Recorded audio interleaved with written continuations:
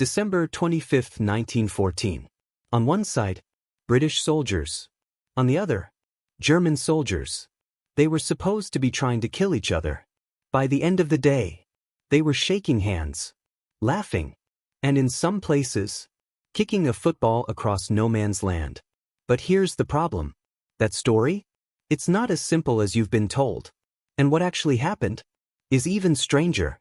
The First World War had only just begun, but already it felt endless. In the trenches of the Western Front, soldiers lived in freezing mud. Rats ran through the darkness. Shells could land without warning. And between both sides, there was only one thing separating life and death. No man's land. A stretch of ground filled with barbed wire, craters, and silence so heavy it felt alive. Everyone assumed Christmas would be just another night of gunfire. Something broke the pattern. The first break. On Christmas Eve, British soldiers heard something strange. Singing. Across the battlefield, German voices. Silent night. First, no one moved. It felt like a trick. Then another voice answered. Then another. The gunfire didn't stop because of an order. It stopped because no one wanted to be the first to ruin the moment. And in that silence, a new kind of tension appeared. Not fear of it, but fear of what might happen if nobody fired at all. Into no man's land. Morning arrived. One man stepped out of the trench. Then another. Then suddenly, hundreds.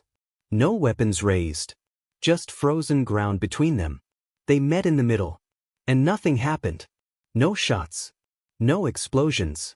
Just strangers realizing the enemy looked human. They traded what little they had. Food, buttons, cigarettes, photographs from home, even helping bury the dead lying between the lines. And then, something unexpected appeared. A football. No one officially brought it. No one planned it. But in a place built for killing, someone started a game. The football moment. A ball was kicked, then returned, then kicked again.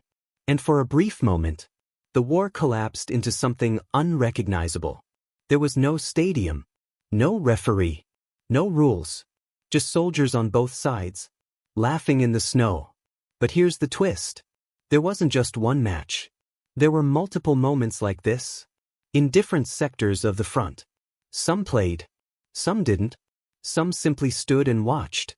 And that uncertainty is exactly what makes it real. Because no one was trying to create history. They were just surviving a strange morning of peace.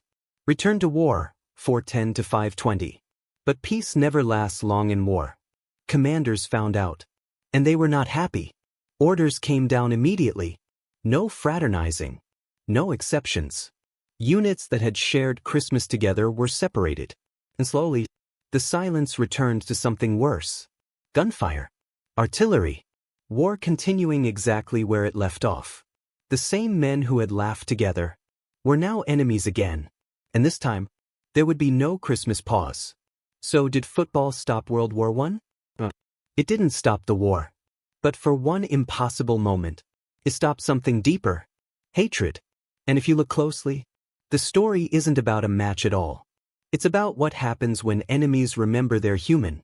And in the snow of no man's land, a football didn't just move between feet. It moved between two worlds. And peace.